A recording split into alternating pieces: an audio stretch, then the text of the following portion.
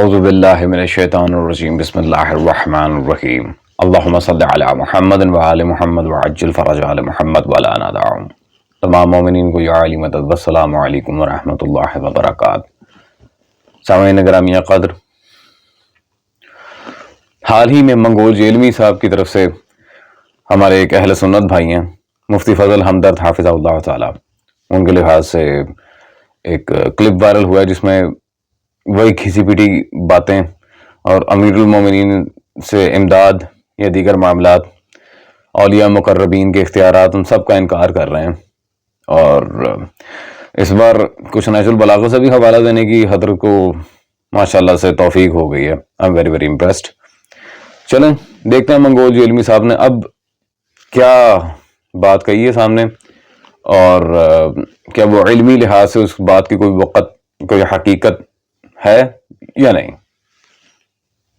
تو یہ اللہ کی ایک صفت ہے کہ وہ اپنے پیغمبروں سے محبت کرتا ہے، ان کے اہل البیت سے محبت کرتا ہے، لیکن ان ہستیوں کو آپ نہ پکاریں، وہ ایاک نعبد و ایاک نستعین کی وائلیشن ہے۔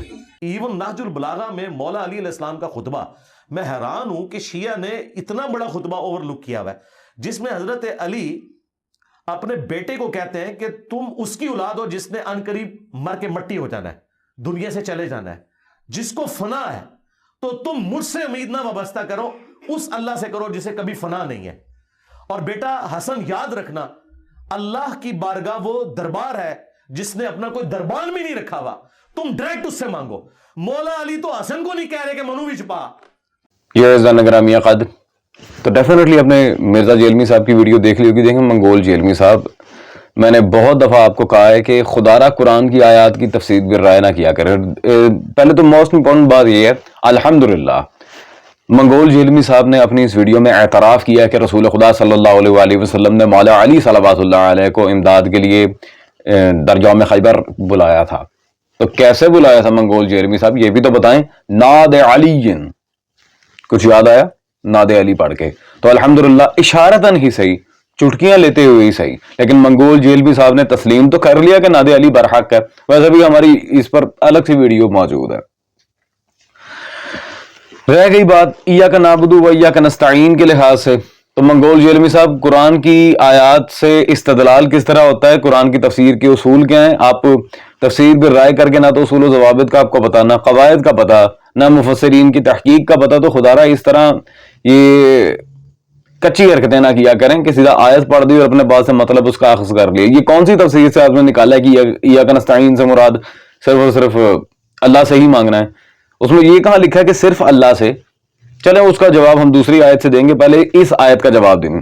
تفسیر عزیزی میرے پاس موجود ہے، شاہ عبدالعزیز محدث دہلوی کی، صفحہ نمبر 29 جلد نمبر 1 میں سورہ حمد کی اسی آیت کے لحاظ سے ایاک نعبد و ایاک نستعین تفسیر کرتے ہوئے کہتے ہیں، اس غیر کو مظہر عون الہی کا سمجھے سو ایسی استعانت شرعاً میں جائز اور روا ہے، اور انبیاء اولیاء نے بھی اس طرح کی استعانت ساتھ غیر کے کی ہے، اور حقیقت میں ایسی استعانت بالغیر نہیں بلکہ استعانت خدا کے ساتھ ہے۔ ٹھیک ہے جی عزیزان، یہ بات ہو گئی کلیئر۔ اب موسٹ امپورٹنٹ فیکٹر کہ رسول خدا صلی اللہ علیہ وآلہ وسلم کی احادیث سے مستخرج جو مولا علی کے القابات ہیں، ان القابات میں سے ایک لقب میں آپ کے سامنے رکھنا چاہوں گا، یہ میرے خیال میں موجود ہے تذکرۃ الخواص سبط ابن جوزی الحنفی، مطبوعہ بیروت لبنان جلد نمبر اول صفحہ نمبر 124 پر۔ اور واضح دیکھ رہے ہیں کہ مولا علی کے جو القابات ہیں وہاں پہ انہوں نے لکھا صاحب اللواء وکاشف الکرب، کاشف الکرب، مشکل کشا، حاجت روا۔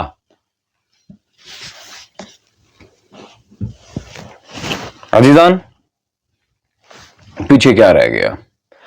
ہاں، اب بیسیکلی یا علی مدد کے یا دیگر معاملات کے ثبوت پہ ہم آپ کے سامنے بات کریں گے، اور پہلے تو ایاک نعبد و ایاک نستعین کی تفسیر ہم نے صحیح پیش کر دی آپ کے سامنے۔ اب قرآن کی دوسری آیت میں آپ کے سامنے پیش کرنا چاہ رہا ہوں۔ اللہ تبارک و تعالی نے سورہ انفال شریف کی آیت نمبر 62 میں بالکل واضح ارشاد میں فرمایا، هو الذی ایدک بنصرہ وبالمؤمنین، اور وہی تو اللہ ہے جس نے رسول خدا صلی اللہ علیہ وسلم کی تائید کی اپنی اور مؤمنین کی نصرت کے ساتھ، اپنی اور مؤمنین کی نصرت کے ساتھ۔ اب یہ مومنین کون ہیں؟ منگول جیلمی صاحب कौन है मोमिनीन? मैं बताता हूँ। ये हाफिज जलालुद्दीन सैयूदी की तफसीर दुर्रुल मंसूर मेरे हाथ में मौजूद है, जिल्द नंबर 3, और इसमें सफ़ा नंबर 620 इसी आयत के लिहाज से उन्होंने यहाँ पे वाज़ेह लिखा कि इब्ने असाकिर ने हजरत अबू हुरैरा से रिवायत किया कि उन्होंने फरमाया कि अर्श पर लिखा हुआ, ये अर्श पर लिखा हुआ है, ला इलाहा इल्ला अना वहदी ला शरीक ली मुहम्मदुन अब्दी व रसूली अय्यतुहु बिअली। अल्लाह कह रहा है, अल्लाह कह रहा है कि मैं वादो ला शरीक हूं, मोहम्मद मेरे अब्द हैं सल्लल्लाहु अलैहि वसल्लम, और मैंने मोहम्मद की नुसरत की अली की मदद के साथ। अल्लाहु अकबर। नुसरत मोहम्मद हुई है अली की मदद के साथ। अल्लाहु अकबर। अजीजान, तो जब इतने वाज़ेह दलाइल मौजूद हैं, इतने बय्यनात मौजूद हैं, कुरान की दर्जनों आयात हैं जो या अली मदद पर दलालत करती हो, तो फिर क्या, जब अल्लाह खुद या अली मदद कह रहा है तो पीछे क्या रह गया? अल्लाह जाने अभी हजरत अबू हुरैरा को भी बेईमान कहेंगे, ये क्या कहेंगे जिनसे रिवायत है। चलें आए जी, अब मंगोल जेलमी साहब की परले दर्जे की जो हिमाकत और जहालत है उस पर हम आपके सामने बयान वाज़ेह करते हैं। ये नहजुल बलागा से मंगोल जेलमी साहब ने जो इबारत पढ़ी कि मार के मिट्टी हो जाऊंगा, ये वो पहली बात तो मौला अली ने मार के मिट्टी मुट्टी कोई नहीं कहा, नाउजुबिल्लाह मिन ज़ालिक बकवास की है। मौला अली का जो मतन है उस पर झूठ ना बांधो। सफ़ा नंबर 525 पे यहाँ मेरे पास ये इबारत मौजूद है, वसीयत नंबर, ये खत नंबर 31 है, वसीयत नाम है मौला अली का इमाम मुज्तबा को, और यहाँ पे वो वाज़ेह सैयद रज़ी रहमहुल्लाह ने लिखा मिनल वालिदिल फान, मिनल वालिदिल फान है। अब ये फान से मुतरजमीन हजरात ने भी और मंगोल जेलमी साहब ने भी यही नाउजुबिल्लाह तर्जुमा घड़ लिया कि इसका मतलब है फना होने वाला। ला हौला वला कुव्वता इल्ला बिल्लाह। ये बिल्कुल झूठ है, बकवास है, इसकी कोई वक़्त नहीं है। अजीजान, फानी का जो लुग़वी माना है, क्या वो सिर्फ और सिर्फ मरने वाला या फना होने वाला या कुछ और भी है? मैं बताता हूँ। ये मेरे पास हाफिज गयासुद्दीन साहब की गयासुल लुगात मौजूद है इस वक्त, और इसमें सफ़ा नंबर 510 में उन्होंने बिल्कुल वाज़ेह यहाँ पर फानी के बारे में लिखा। फानी के जो माना लिखे हैं वहां पे एक और माना वो लिखते हैं सख्त पीर, यानी कि बहुत ज्यादा बूढ़ा, बहुत ज्यादा एज वाला। तो मौला अली जब ये वसीयत लिख रहे थे इमाम मुज्तबा को, तो मौला अली की 63 साल जिंदगी हो चुकी थी। मौला के सर के दाढ़ी मुबारक के बाल सफेद हो चुके थे, खिजाब लगाया करते थे अक्सर अमीरुल मोमिनीन। खैर, तो यहां पे फानी से मुराद क्या है? और मिनल वालिदिल फान, बूढ़े बाप की तरफ से अपने बेटे को वसीयत। तो ये तो बिल्कुल जो लुग़वी माना यहां आ रहा है वो बिल्कुल मतन के मुताबिक है। तो यहां फना से मुराद नाउजुबिल्लाह मर जाना या मिट्टी हो जाना नहीं है, जाहिल इंसान। मौला अली ने ऐसा कुछ नहीं कहा कि मैं मिट्टी में मिट्टी हो जाऊंगा। ला हौला वला कुव्वता इल्ला बिल्लाह। ये बकवास की है, झूठ बोला है। ये मैं शिया सुन्नी भाइयों से कहूंगा, बाज़ औक़ात होता है इन लोगों को प्यार की जबान रास नहीं आती, इन्हें फिर इस तरह बोलना पड़ता है। अच्छा चलें, बफर्ज़ मुहाल सामीन गिरामी कदर मान लिया कि वहां फानी बमाना मौत भी है, फिर भी वो माना नहीं आता जो ये हजरत ले रहे हैं। ये मेरे पास जिल्द नंबर 6 मौजूद है, बयानुल इमामत शरह नहजुल बलागा। हाँ, शारहीन से पूछते हैं।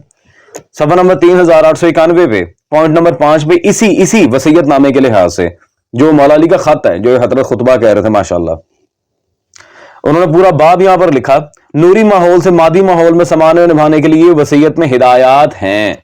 वो इंतकाल नूरी और मादी माहौल के लिहाज से हो रहा था। अमीरुल मोमिनीन की जात को फना है ही नहीं, नाउजुबिल्लाह मिन ज़ालिक। ये कहना ही मौला अली की गुस्ताखी है। और जब मौला अली ने खुद इस बारे में कुछ नहीं कहा कि मैं मिट्टी में मिट्टी हो जाऊंगा, माज़अल्लाह, ये क्या बकवास है? अजीजान, थिंक अबाउट इट। खुद आप फैसला करें कि जिस बंदे को अभी तक मैं कहता हूं बुनियादी तौर पर लुग़वी मायना में तफरीक का ही नहीं पता, वो क्या आपको बताएगा तौहीद क्या है। दैट्स ऑल अजीजान, खुदा हाफिज।